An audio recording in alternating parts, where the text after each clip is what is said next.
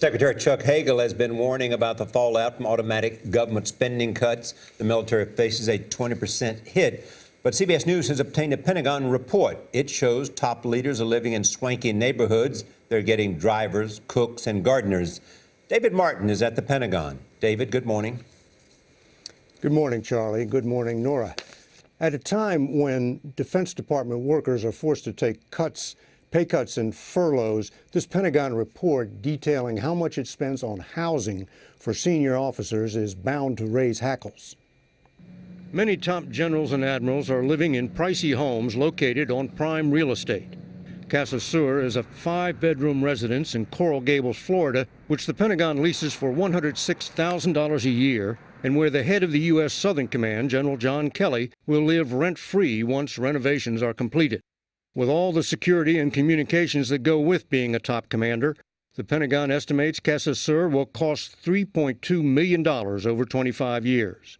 General Kelly is a respected combat commander who lost his own son in Afghanistan.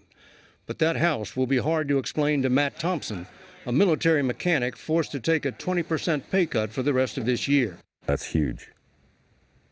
I still haven't figured out how I'm going to make that work. The Pentagon studied what it pays for 32 homes for senior officers around the world and found that 22 of them could either be reduced in cost or replaced. A Navy Rear Admiral lives in a 6,600 square foot Italian villa in Naples, while the Air Force General commanding NATO lives in a 15,000 square foot chateau in Belgium. The alternative would be to give them a housing allowance and let them find their own place to live. Officials say that is impractical because of security concerns and the need to entertain visiting dignitaries.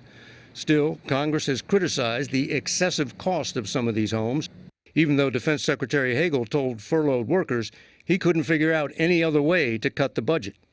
I couldn't cut into furloughs anymore.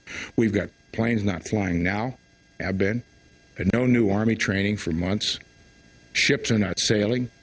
I mean, you know, because you're right in the middle of some of this. To be fair to the top brass, cutting back on their housing would not save nearly as much money as quickly as furloughs do, but appearances count, and this does not look good.